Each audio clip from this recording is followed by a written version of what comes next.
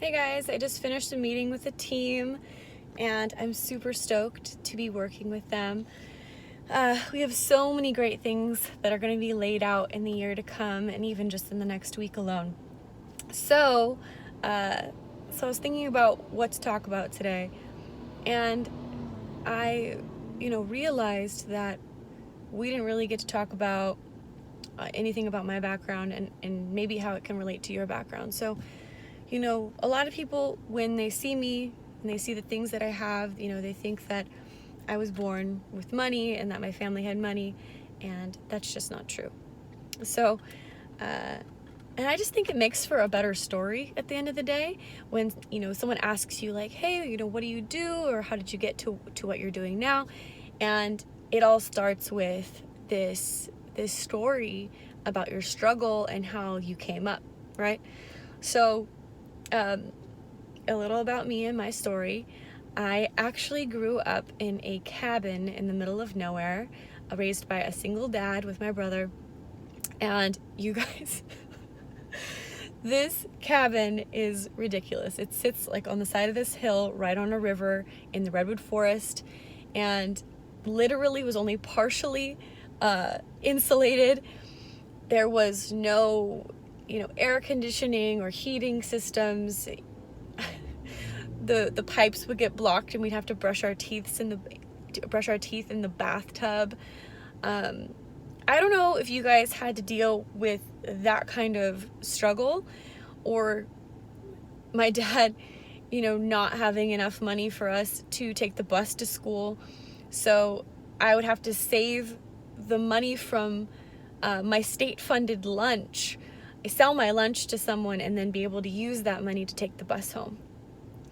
So the reason why I'm telling you guys this is that, regardless of your background or where you grew up or how all of your neighbors ended up turning out, though everyone has their own path in life, you ultimately choose your thoughts, and that, directly correlates to how your life is going to turn out moment to moment.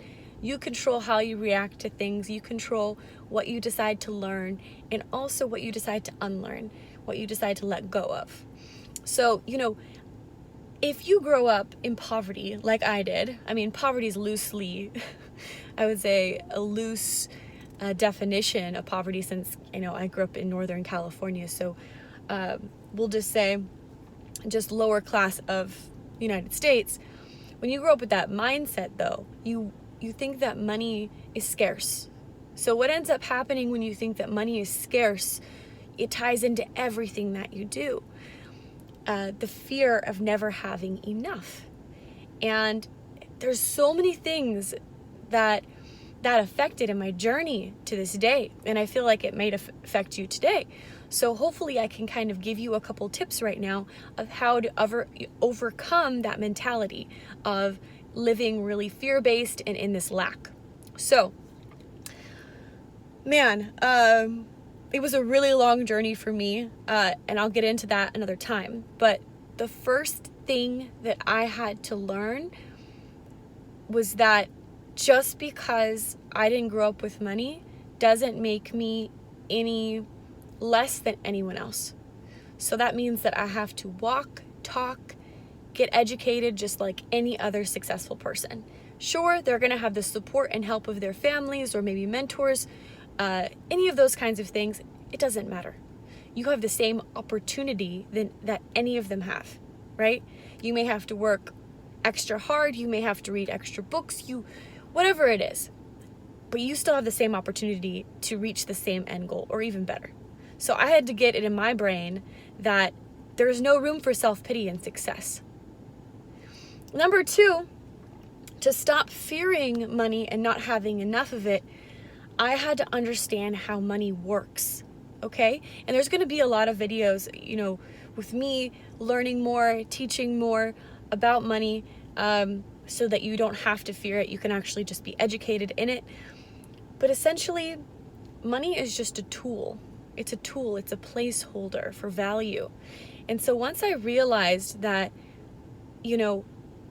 money is abundant, we can get it. So I had to change my mindset as well, that it's not about how hard I work for that money necessarily.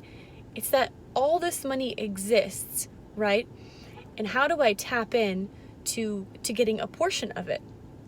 So, and nowadays there's so many different ways to leverage getting money into your life and having numerous streams of income. So it used to be, right, that you had to have a business that made $1 million to be a millionaire.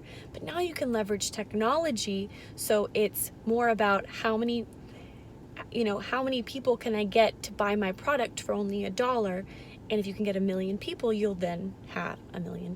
So now it's really important to think and use your imagination about how you want to make money and how you want to use your talents, like I said in the last video, to directly correlate to how you're actually going to be living in that kind of abundance.